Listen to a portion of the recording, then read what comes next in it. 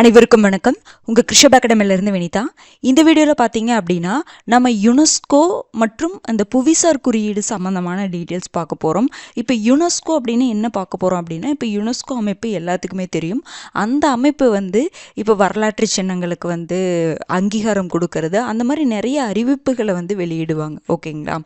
அதே மாதிரி அதை பார்த்துட்டு அதற்கு பிறகு பார்த்தீங்கன்னா ஜிஐ டேக் புவிசார் குறியீடு பற்றி பார்க்க போகிறோம். அது எது ஸ்பெசிஃபிக்காக பார்க்க போகிறோம் அப்படின்னு பார்த்தீங்கன்னா, தமிழ்நாட்டுக்கு இப்போ ரீசெண்டாக தமிழ்நாட்டில் இருக்கக்கூடிய சில பொருட்களுக்கு புவிசார் குறியீடு கொடுத்தாங்க. அதை பார்க்க போகிறோம். ஓகேங்களா? அதாவது இப்போ கொடுத்தது மட்டும்தான் பார்க்க போகிறோம். ஒரு 7 பொருட்கள் கிட்ட கொடுத்துருப்பாங்க. அதை மட்டும்தான் பார்க்க போகிறோம். ஓகேங்களா? பாருங்கள், ஃபஸ்ட்டு யுனெஸ்கோ உலக நினைவு பதிவேடு.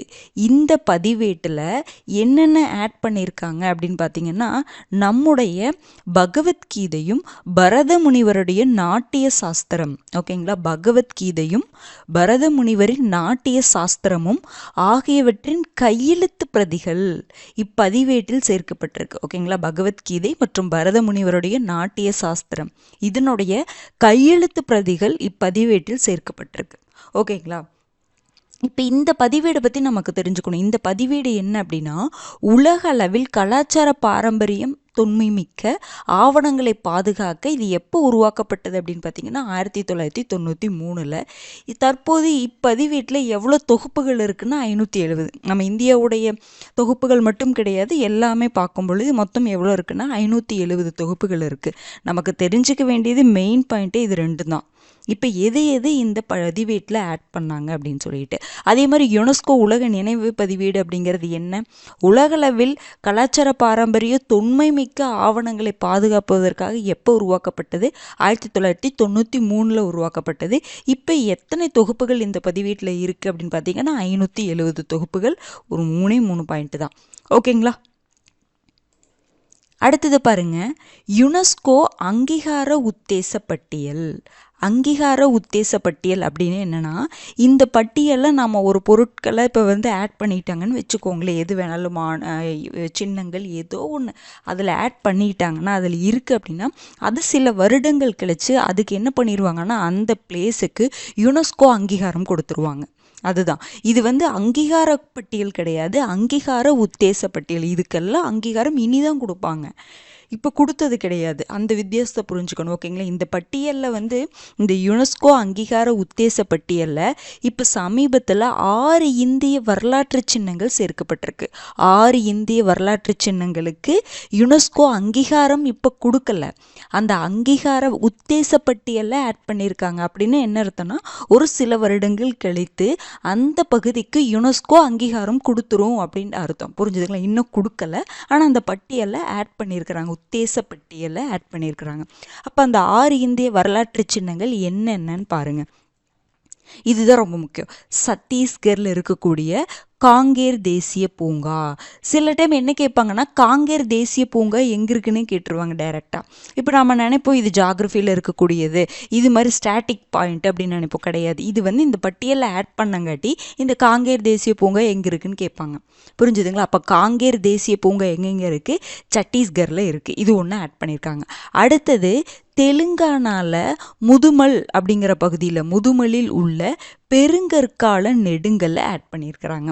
அது எங்கே இருக்குது? பெருங்கற்கால நெடுங்கல் உத்தேசப்பட்டியல் ஆட் பண்ண பெருங்கற்கால நெடுங்கல் எங்கே இருக்குன்னா தெலுங்கானாவில் முதுமல்ல இருக்குது.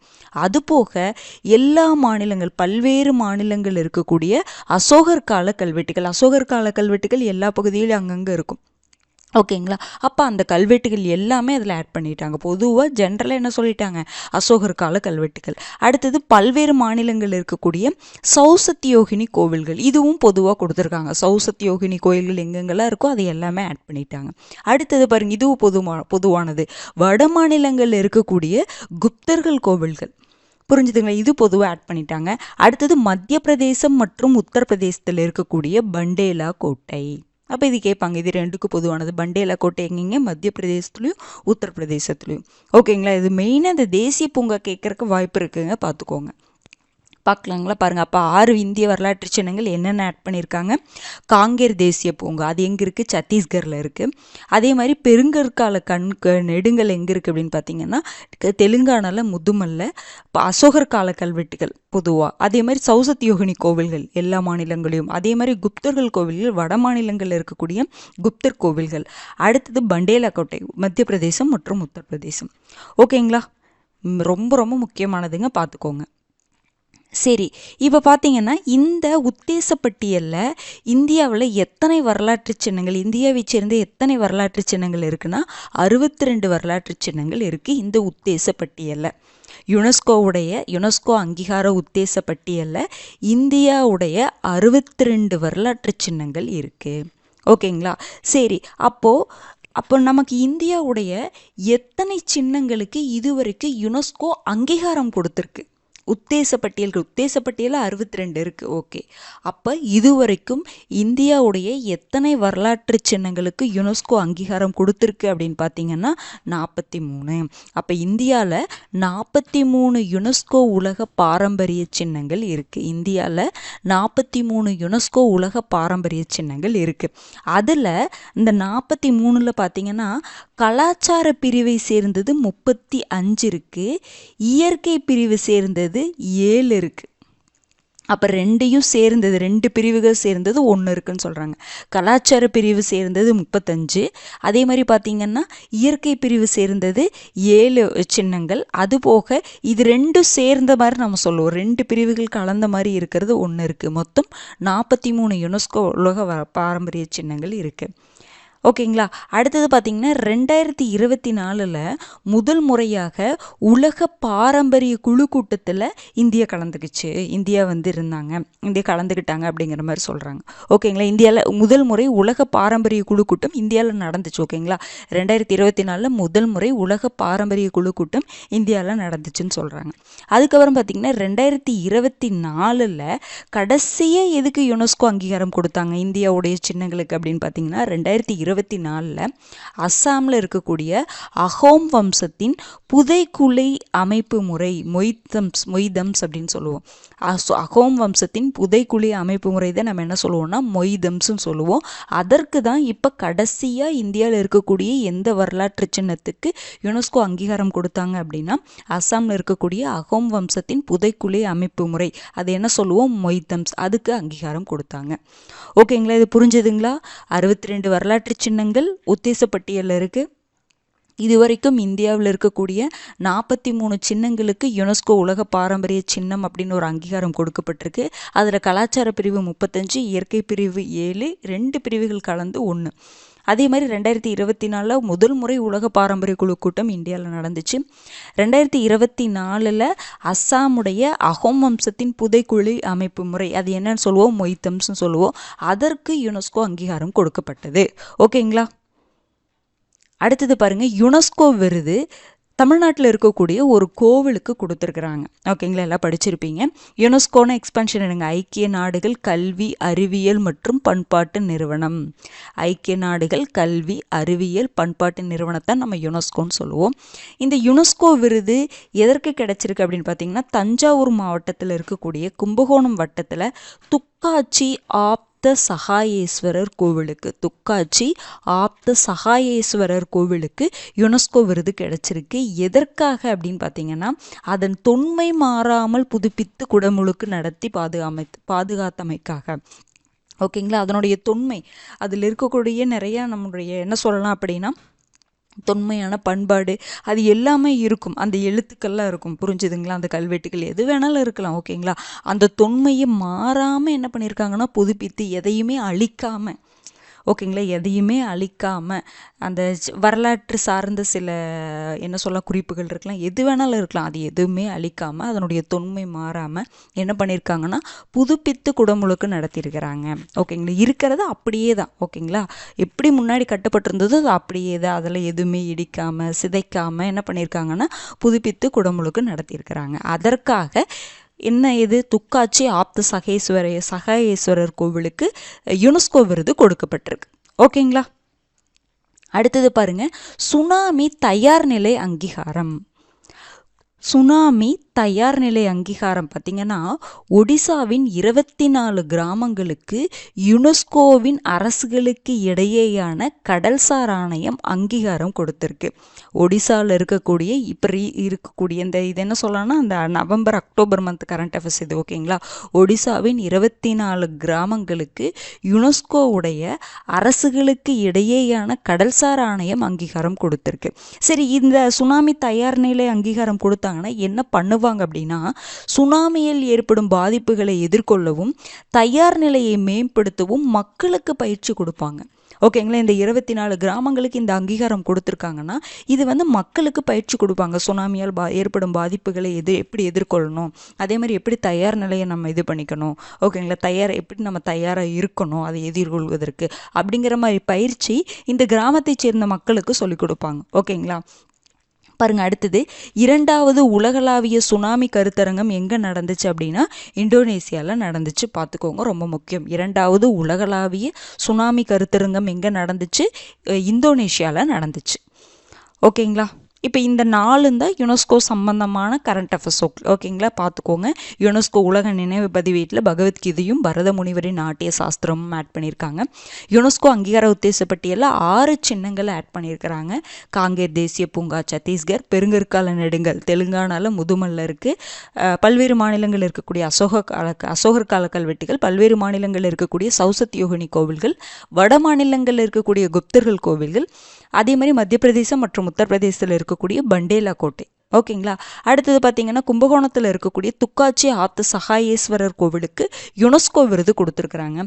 அதே மாதிரி ஒடிசாவில் இருக்கக்கூடிய 24 கிராமங்களுக்கு சுனாமி தயார் நிலை அங்கீகாரம் கொடுத்துருக்குறாங்க ரீசண்டாக. ஓகேங்களா. அடுத்தது பாருங்க, புவிசார் குறியீடு. புவிசார் குறியீடு தமிழ்நாட்டை சேர்ந்த எந்தெந்த பொருட்களுக்கு கொடுத்துருக்காங்கன்னா பாருங்க, இது அப்படியே மேட்சில் கேட்கலாம் உங்களுக்கு. ஓகேங்களா. கும்பகோணம் வெற்றிலைக்கு கொடுத்துருக்குறாங்க. கும்பகோணம் வெற்றிலை கொடுத்துருக்காங்க. தோவாளை மாணிக்க மாலைக்கு கொடுத்துருக்காங்க. லைன் முடியுது பாருங்க. தோவாளை மாணிக்க மாலை, வெற்றிலை கன்ஃபியூஸ் ஆகிக்காதீங்க. ஓகேங்களா. கும்பகோணம் வெற்றிலை, தோவாளை மாணிக்க மாலை. நீங்கள் அதை ரெண்டையும் சேர்த்து ஒரு 5-6 டைம் நீங்கள் படிச்சிங்கன்னு வச்சுக்கோங்களேன், அது மறக்கவே மறக்காது. அடுத்து பாருங்கள், தென்காசி மாவட்டத்தில் இருக்கக்கூடிய புளியங்குடி எலும்பிச்சம்பழம். இங்கே எலுமிச்சம்பழ ஜூஸ் குடி அப்படின்னு ஞாபகம் வச்சுக்கோங்க. ஓகேங்களா. புளியங்குடி எலுமிச்சம்பழம். அடுத்து பாருங்கள், புளியங்குடியில் இன்னொன்று அமில சுண்ணாம்பு. அமில சுண்ணாம்பு, புளியங்குடி அமில சுண்ணாம்பு, அதே மாதிரி புளியங்குடி எலுமிச்சம்பழம். அடுத்தது பார்த்திங்கன்னா பன்ருட்டி பலாப்பழம், பாப்பானே இருக்குது. பன்ருட்டி பலாப்பழம், பன்ருட்டி முந்திரி, பன்ருட்டி பலாப்பழம், பன்ருட்டி முந்திரி. அடுத்தது விருதுநகர் சம்பாவத்தல், விருதுநகர் சம்பாவத்தல். செட்டிக்குளம் சின்ன வெங்காயம், செட்டிக்குளம் சின்ன வெங்காயம், செட்டிக்குளம் சின்ன குளத்தில் வெங்காயம் இருக்குன்னு ஞாபகம் வச்சுக்கோங்க. செட்டிக்குளம் சின்ன வெங்காயம். ராமநாடு சித்திரைக்கார் அரிசி, ராமநாடு சித்திரைக்கார் அரிசி, ராமநாடு சித்திரைக்கார் அரிசி. அடுத்தது பாருங்க, அப்போ இந்த இவ்வளோதான். ஓகேங்களா. இது ரொம்ப முக்கியமானதுங்க, இதை பார்த்துக்கோங்க. பாருங்கள், மறுபடியும் ஒரு டைம் சொல்கிறேன் பாருங்கள். கும்பகோணம் வெற்றிலை, கும்பகோணம் வெற்றிலை, தோவாளை மாணிக்க மாலை, புளியங்குடி எலுமிச்சம்பழம். குடி எலுமிச்சம்பழம் பார்த்தோம். அதே மாதிரி அமிலத்தை குடிக்கக்கூடாது, எலுமிச்சம்பழத்தை குடிக்கணும், அமிலத்தை குடிக்கக்கூடாது அப்படின்னு ஞாபகம் வச்சுக்கிட்டிங்கன்னா புளியங்குடி அமில சுண்ணாம்பு. பன்ருட்டி பாப்பா அப்படிங்கிறது பலாப்பழம், பன்ருட்டி முந்திரி, பன்ருட்டி பலாப்பழம், பன்ருட்டி முந்திரி, 2 இருக்குது. அதுக்கப்புறம் விருதுநகர் சம்பாவத்தல், விருதுநகர் சம்பாவத்தல். செட்டிக்குளம் சின்ன வெங்காயம், குளத்தில் வெங்காயம் இருக்குன்னு பார்த்தோம். ராமநாடு சித்திரைக்காரர் அரிசி, ராமர் சித்திரை மாதத்தில் பிறந்தாருன்னு ஞாபகம் வச்சுக்கோங்க. ஓகேங்களா. ராமநாடு சித்திரைக்கார அரிசி. ஓகேங்களா. பாருங்கள், இது இந்த புவிசார் குறியீடு கொடுத்ததுனால இதை பற்றி சின்ன டீட்டெயில்ஸ் நம்ம பார்த்துக்கணும். பாருங்கள், இந்தியாவிலேயே முதல் புவிசார் குறியீடு பெறும் பூமாலை எதுன்னு பார்த்தீங்கன்னா தோவாளை மாணிக்க மாலை தான். இந்தியாவிலேயே ஒரு பூமாலைக்கு புவிசார் குறியீடு கொடுக்குறாங்கன்னா அது எது தான்? தோவாளை மாணிக்க மாலைக்கு தான். இது சுமார் 400 ஆண்டுகள் பாரம்பரியமானது அப்படின்னு சொல்கிறாங்க. அதே மாதிரி பாருங்கள், தஞ்சாவூரில் புவிசார் குறியீடு பெறும் முதல் வேளாண் பொருள் எதுன்னு பார்த்தீங்கன்னா கும்பகோண வெற்றிலை தான். ஓகேங்களா? அதாவது தஞ்சாவூரில் நிறைய பொருட்களுக்கு வந்து கொடுத்துருக்காங்க, புவிசார் குறியீடு கொடுத்துருக்காங்க. ஆனால் ஃபஸ்ட்டு ஒரு வேளாண் பொருட்களுக்கு புவிசார் குறியீடு பெறும் முதல் வேளாண் பொருள் எதுன்னு பார்த்தீங்கன்னா கும்பகோண வெற்றிலை தஞ்சாவூரில் புவிசார் குறியீடு பெறும் முதல் வேளாண் வேளாண் பொருள் என்னதுங்க? கும்பகோண வெற்றிலை.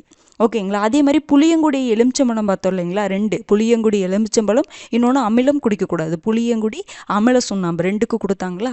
அதில் புளியங்குடி எலுமிச்சம்பழத்தில் சிட்ரிக் அமிலத்தில் சதவீதம் அதிகமாக இருக்கும். நமக்கு தெரியும், லெமனில் பார்த்தீங்கன்னா உங்களுக்கு சிட்ரிக் அமிலம் இருக்குன்னு தெரியும். ஆனால் இந்த புளியங்குடி எலுமிச்சம்பழத்தில் சிட்ரிக் அமிலத்துடைய சதவீதம் அதிகமாக இருக்குன்னு சொல்கிறாங்க. ஓகேங்களா? இப்போ இது 3மே வந்து அந்த கொடுத்துருக்காங்கல்ல, அதை பற்றி டீட்டெயில் கொடுத்துருக்காங்க. இந்தியாவில் முதல் புவிசார் குறியீடு பெறும் பூமாலை தோவாளை மாணிக்க மாலை. தஞ்சாவூரில் புவிசார் குறியீடு பெறும் முதல் வேளாண் பொருள் எது அப்படின்னு பார்த்தீங்கன்னா கும்பகோண வெற்றிலை. அதே மாதிரி புளியங்குடி எலுமிச்சம்பழத்தில் சிட்ரிக் அமிலத்தின் சதவீதம் அதிகமாக இருக்குன்னு சொல்கிறாங்க. அடுத்து பாருங்கள், புவிசார் குறியீடு பெற்றதில் தேசிய அளவில் தமிழ்நாடு எத்தனை பொருட்கள் இருக்குன்னு 69 பொருட்களுக்கு இதுவரைக்கும் தமிழ்நாட்டில் புவிசார் குறியீடு கிடைச்சிருக்கு. அப்போ புவிசார் குறியீடு பெற்றதில் தேசிய அளவில் தமிழ்நாடு 2வது இடம், உத்தரப்பிரதேஷ் தான் 1வது இடம். எத்தனை பொருட்களுக்கு குறியீடு பெற்றிருக்குன்னா 79, நம்ம 69. அப்போ புவிசார் குறியீடு பெற்றதில் தேசிய அளவில் நாம் எத்தனையாவது இடம்? தமிழ்நாடு 2ஆம் இடம். அப்போ எத்தனை பொருட்களுக்கு நம்ம இதுவரைக்கும் புவிசார் குறியீடு பெற்றுக்கிறோம் அப்படின்னு பார்த்தீங்கன்னா 69 பொருட்களுக்கு. அப்போ முதலிடம் எந்த மாநிலம் இருக்குன்னா உத்தரப்பிரதேசம் எத்தனை பொருட்களுக்கு புவிசார் குறியீடு பெற்றிருக்கு அப்படின்னா 79 பொருட்களுக்கு. ஓகேங்களா? பாருங்க அடுத்தது. சரி, அப்போ தேசிய அளவில் பார்க்கும்பொழுது தமிழ்நாடு ஃபஸ்ட், தமிழ்நாடு செகண்டு. அப்போ தமிழ்நாட்டில் எது ஃபஸ்ட்டாக இருக்குது?